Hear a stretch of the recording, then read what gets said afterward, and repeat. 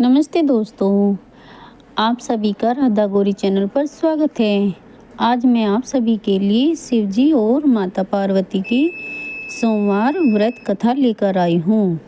मान्यता है कि सोमवार के दिन अगर इस कथा का पाठ किया जाए तो सभी की मनचाही मुराद पूरी होती है। तो आइए कथा को शुरू करते हैं। ओम नमः शिवाय। एक साहूकार था जो भगवान शिव का भक्त था। उसके पास धन धान्य की किसी भी चीज़ की कमी नहीं थी, लेकिन उसकी कोई संतान नहीं थी और वह इसी कामना को लेकर रोज शिव जी के मंदिर जाकर दीपक जलाता था। उसके इस भक्ति भाव को देखकर एक दिन माता पार्वती ने शिव जी से कहा, हे प्रभु, यह साहूकार आपका विशेष भक्त है। इसको किसी भी बात का कष्ट है तो आप उसे अवश्य ही दूर करें। शिव जी बोले, हे पार्वती, इस साहूकार के पास पुत्र नहीं है, यह इसी से दुखी रहता है। माता पार्वती कहती है, हे ईश्वर, कृपा करके इसे पुत्र का वरदान दे दीजिए। तभी भोलेनाथ ने कहा कि हे पार्वती, साहूकार के भाग्य में पुत्र का योग नहीं है। ऐसे में मैं इसे अगर पुत्र प्राप्ति का वरदान दे भी दूं तो वह केवल 12 वर्ष की आयु तक ही जीवित रहेगा। यह सुनने के बाद भी माता पार्वती ने कहा कि हे प्रभु, आपको इस साहूकार को पुत्र का वर देना ही होगा, अन्यथा भक्त क्यों आपकी सेवा पूजा करेंगे। माता के बार बार कहने से भोलेनाथ ने साहूकार को पुत्र का वरदान दिया, लेकिन यह भी कहा कि वह केवल 12 वर्ष तक ही जीवित रहेगा। साहूकार यह सारी बातें सुन रहा था, इसलिए उसे ना तो खुशी हुई और ना ही दुख हुआ। वह पहले की तरह ही भोलेनाथ की पूजा अर्चना करता रहा। उधर सेठानी गर्भवती हुई और 9 महीने हुए उसे सुंदर बालक की प्राप्ति हुई। परिवार में खुशी और हर्षोल्लास मनाया गया, लेकिन साहू का व्यवहार पहले की तरह ही रहा और उसने बालक की 12 वर्ष की आयु का जिक्र किसी से भी नहीं किया। जब बालक 11 वर्ष की आयु का हो गया तो एक दिन साहूकार की सेठानी ने बालक के विवाह के लिए कहा, तो साहूकार ने कहा, वह अब भी बालक है, इसलिए उसे पढ़ने के लिए काशी भेजूंगा। इसके बाद उसने बालक के मामा जी को बुलाया और कहा कि इसे काशी पढ़ने के लिए ले जाओ।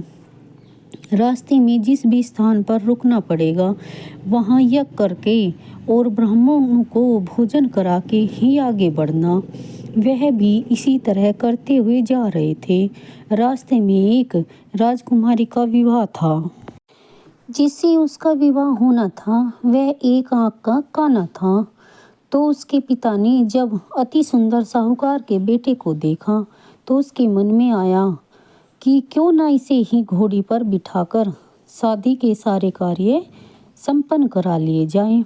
तो उन्होंने बालक के मामा से बात की और कहा कि इसके बदले मैं वह अथाह धन देंगे। तो वह भी राजी हो गए।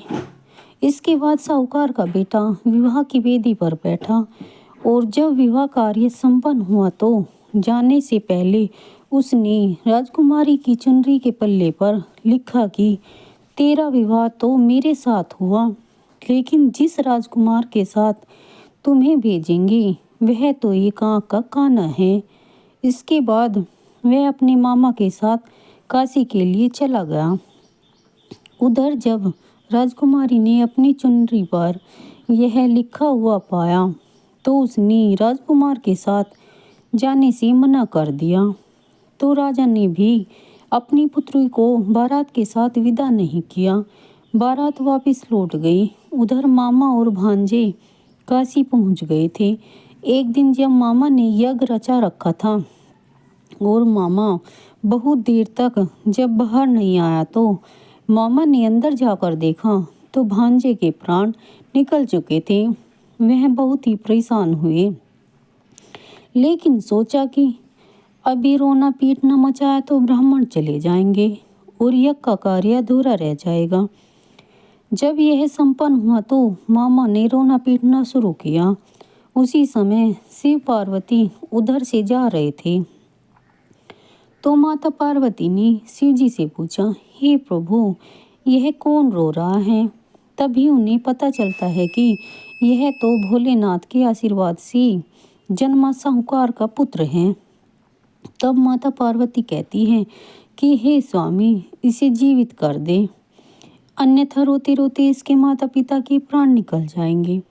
तब भोलेनाथ ने कहा, हे पार्वती, इसकी आयु इतनी ही थी सो वह भोग चुका। लेकिन माँ के बार बार आग्रह करने पर भोलेनाथ ने उसे जीवित कर दिया।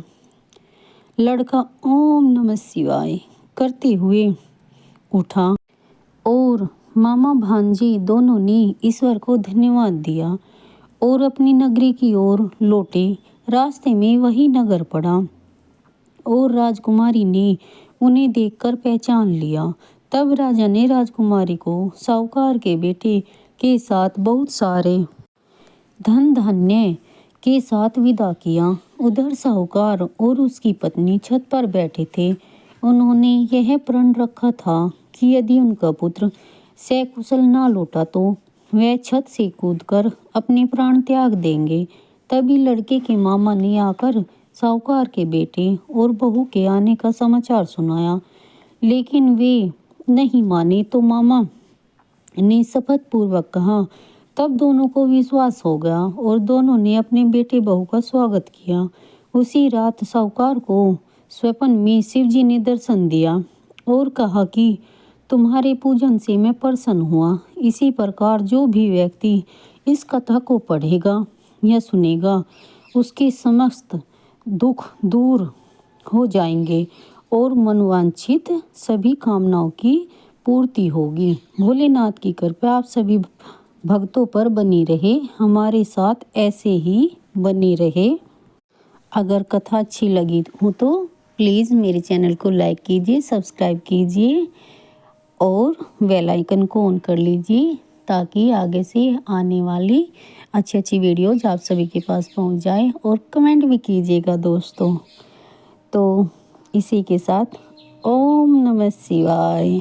ओम नमः